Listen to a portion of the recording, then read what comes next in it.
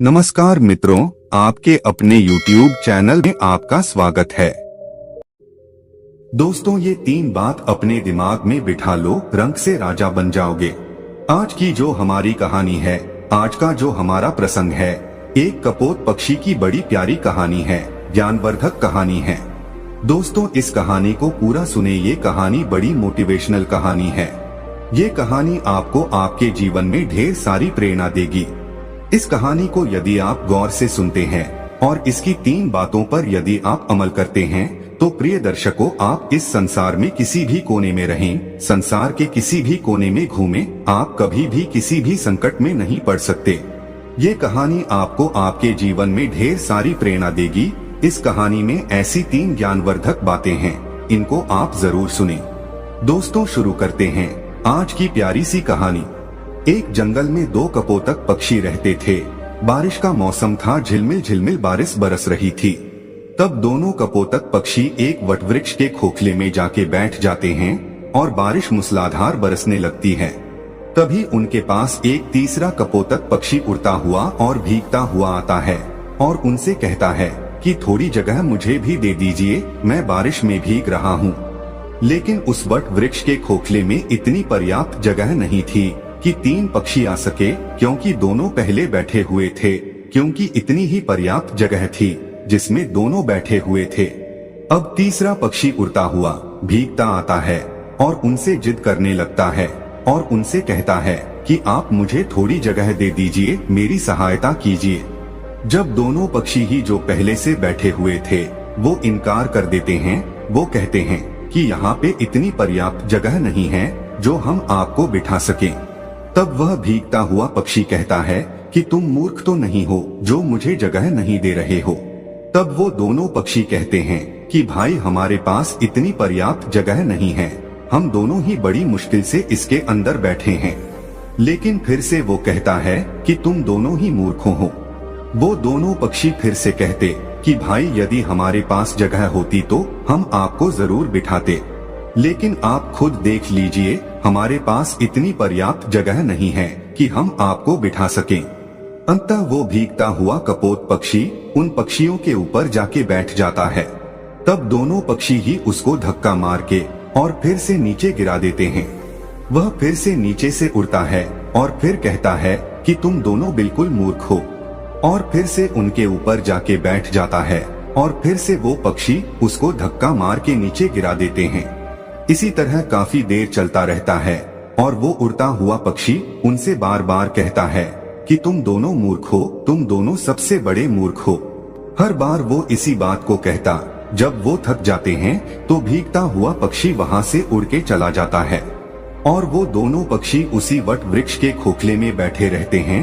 तब उस कपोतक पक्षी की पत्नी अपने पति से कहती है कि पिया जी, अभी जो पक्षी आया था कि ये बार बार हम दोनों से मूर्ख कह रहा था। ये कह रहा था कि तुम दोनों मूर्ख हो, कि तुम मूर्ख तो नहीं हो। वो बार बार इसी बात को कह रहा था। तो ये मूर्ख होता कौन है? मूर्ख होता कैसा है? मूर्ख दिखता कैसा है? आप मुझे इस बात को बताइए। तो दोस्तों, तभी कपोतक पक्षी अपनी पत्नी को एक कहानी सुनाता है और वो कहता है कि प्रिय, इस कहानी को यदि आप ध्यान से सुनोगी तो आपको ये पता चलेगा कि मूर्ख कौन होता है। तब वो अपनी पत्नी को कहानी सुनाता है और उसकी पत्नी बड़ी गौर से और बड़े ध्यान से सुनती है। कपोतक पक्षी कहानी शुरू करता है और वो कहता है कि एक नगर में एक सेठ रहता था। उसी का एक पुत्र था। सेठ ने अपने पुत्र की शादी कर दी और शादी करने के बाद सेठ का लड़का शहर चला जाता है कमाने के लिए, और सेठ के लड़के की पत्नी घर पे रहती है। एक दिन सेठ के लड़के की पत्नी पनघट पर स्नान करने के लिए जाती है और वहाँ पे स्नान करने लग जाती है। तभी उसके पास में 3 राह चलने वाले व्यक्ति आते हैं और सेठ के लड़के की पत्नी से कहते हैं कि बाई, हम बड़ी दूर से आए हैं और हमें बहुत तगड़ी प्यास लग रही है, इसलिए आप थोड़ा हमें जल पिला दीजिए।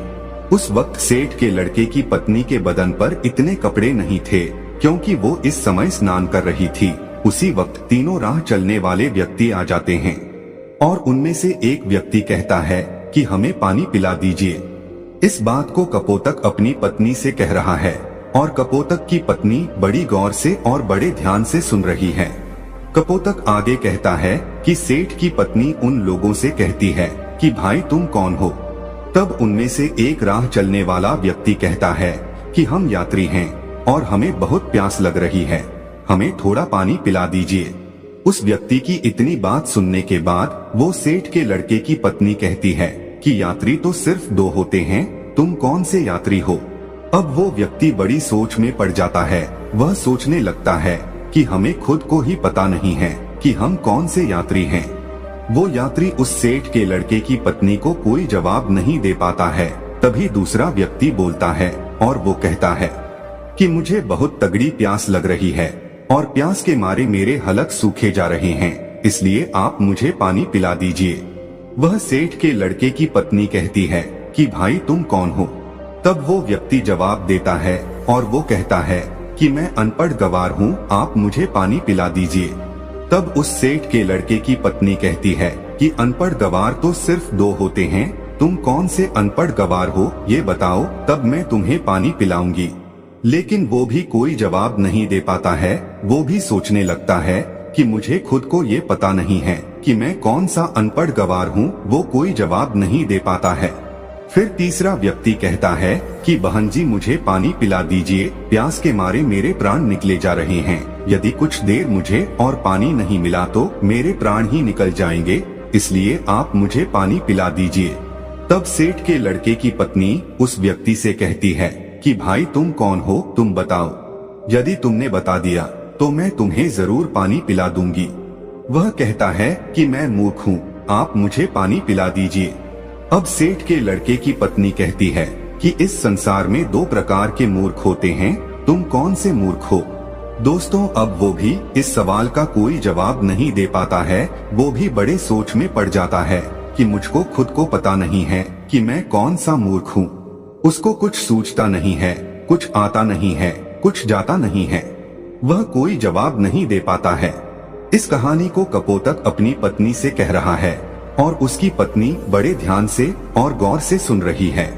आगे कपोतक पक्षी कहता है कि वो तीनों व्यक्ति पियासे ही पनघट से जाने लगते हैं। जब वो वहाँ से रवाना होते हैं तो सेठ के लड़के की पत्नी उनसे कहती है कि भाई आप मेरे घर चलिए, गांव से कुछ ही दूरी पर इसी रास्ते पे मेरा घर है, वहाँ मैं आपको जरूर पानी पिला दूंगी। तो दोस्तों वो तीनों यात्री उस सेठ के लड़के के घर आ जाते हैं और सेठ के लड़के की पत्नी स्नान करके और कपड़े पहनकर अपने घर आ जाती है। जैसे ही वो तीनों व्यक्ति उस सेठ के घर पहुंचते हैं और साथ में सेठ के लड़के की पत्नी भी घर पहुंचती है, तभी उसके ससुर की नजर अपनी बहू पे पड़ जाती है। तब उसका ससुर सोचने लगता है कि मेरी बहू किन मर्दों के साथ घूम रही है, इसका पति विदेश गया हुआ है, इसका पति बाहर गया हुआ है कमाने के लिए और ये पराये मर्दों के साथ घूम रही है। इसी बात को वो सोचने लगता है। उधर सेठ के लड़के की पत्नी उन राहगीरों को अपने घर ले जाकर उनको पानी पिलाती है और तीनों को पानी पिलाकर भेज देती है और उनसे कहती है कि भाई मैंने पनघट में पानी इसीलिए नहीं पिलाया क्योंकि मैं स्नान कर रही थी और मेरे बदन पर इतने पर्याप्त कपड़े नहीं थे जो मैं तुम लोगों के समक्ष खड़ी हो सकूं। इसलिए मैंने तुम लोगों से इतने कठिन सवाल पूछे हैं। मेरा ऐसा कोई मतलब नहीं था कि मैं तुम लोगों को पानी न पिलाऊं, इसीलिए मैं तुम लोगों को अपने घर पे लेके आई हूँ और यहाँ पर तुमको पानी पिला के भेज रही हूँ। अब आप बड़े प्यार से पानी पीजिए और अपनी राह चल दीजिए। तीनों राहगीर पानी पी के वहाँ से चले जाते हैं। तो दोस्तों उधर सेठ के लड़के की पत्नी का ससुर सोचने लगता है कि मेरी बहू बदचलन है, मेरा लड़का बाहर काम करता है और ये पराये मर्दों के साथ घूमती है, पराये मर्दों को अपने घर पे लेके आती है, मेरे घर पे लेके आती है।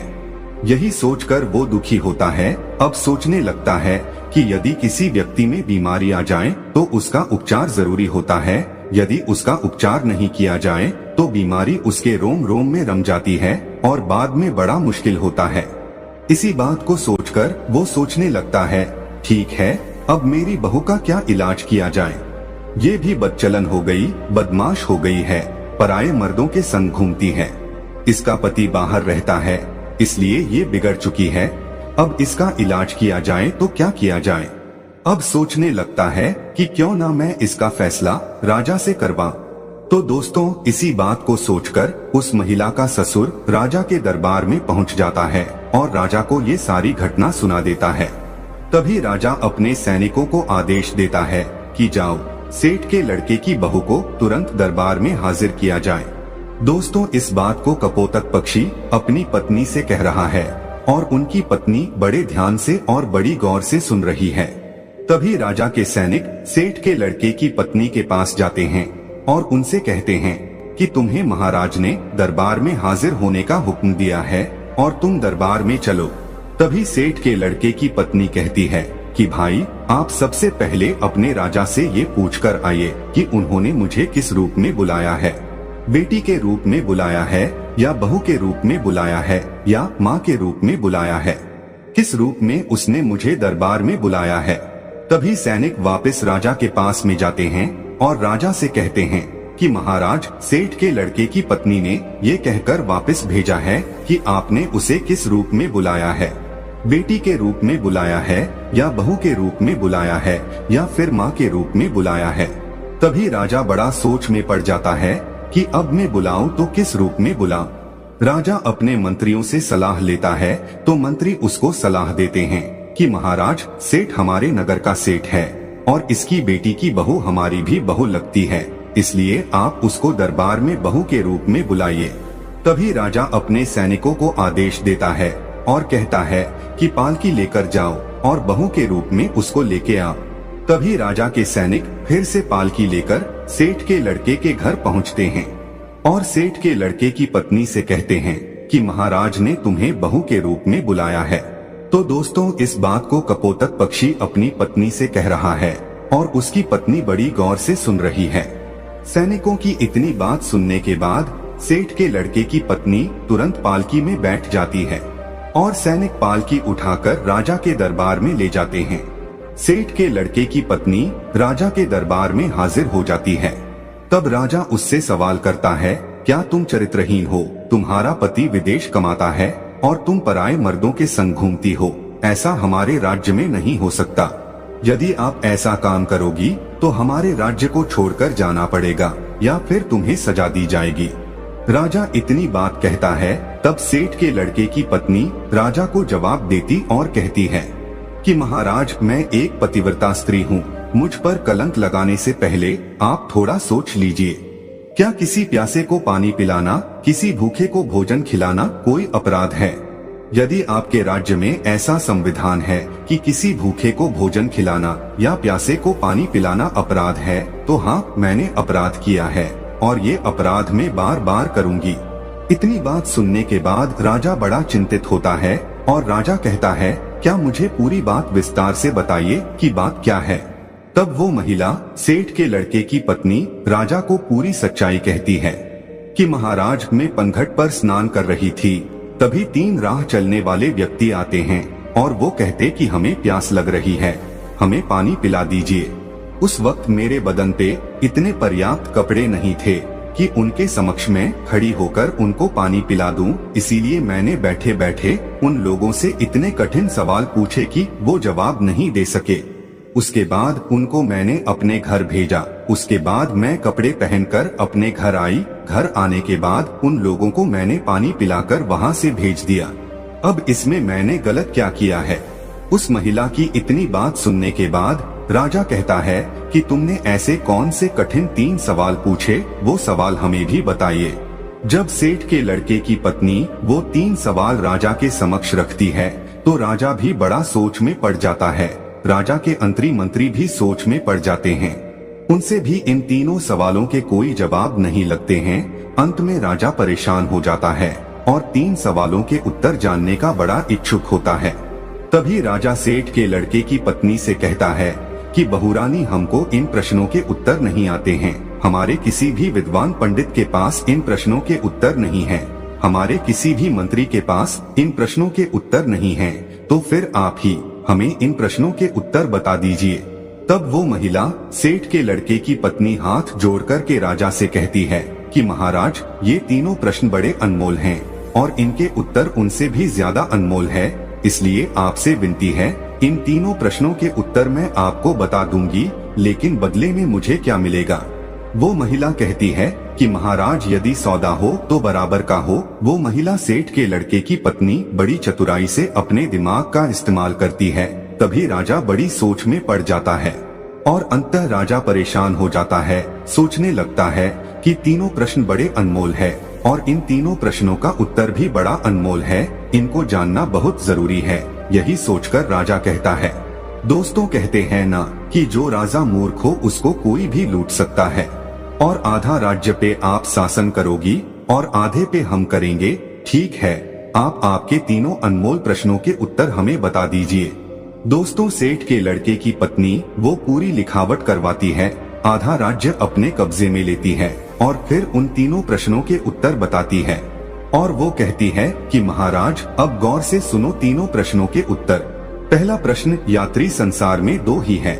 अब दो यात्री कौन कौन से हैं? कि महाराज पहला सूर्य और दूसरा चंद्रमा, जो रात दिन चलते रहते हैं और संसार में भ्रमण करते रहते हैं और संसार को रोशन करते रहते हैं। यही तो यात्री है, सूर्य और चंद्रमा। दूसरा सवाल कि महाराज अनपढ़ और गवार दो चीज है, वह है अन्न और पानी, जो हर किसी के साथ में रहते हैं, विद्वान लोगों के साथ भी रहते हैं और मूर्ख से मूर्ख लोगों के साथ भी रहते हैं, उनका लालन पालन करते रहते हैं। यही सबसे अनपढ़ और गवार है, जो अज्ञानी को भी वही स्वाद देते हैं और विद्वान को भी वही स्वाद देते हैं। तीसरा सवाल, मूर्ख भी दो प्रकार के होते हैं। पहला मूर्ख है जो मेरा ससुर है, जो अपने घर की बात को एक दूसरे से आके कहता है, वही सबसे बड़ा मूर्ख होता है। यदि मेरे ससुर ने इस बात को मुझसे आकर पूछा होता तो वहीं पर इनको मैं पूरी सच्चाई बता देती। मेरे घर की इज्जत नीलाम नहीं होती, मेरी इज्जत इस तरह भरे दरबार में उछाली नहीं जाती, मेरे घर की बदनामी नहीं होती, इसलिए सबसे पहले बड़े मूर्ख मेरे ससुर हैं। तब राजा कहता कि दूसरा कौन है? तब महिला कहती है कि महाराज दूसरे सबसे बड़े मूर्ख आप हैं। एक वो राजा होता है जो बगैर सोचे समझे कुछ भी फैसला ले ले, वही सबसे बड़ा मूर्ख होता है। इसलिए दूसरे सबसे बड़े मूर्ख आप हैं।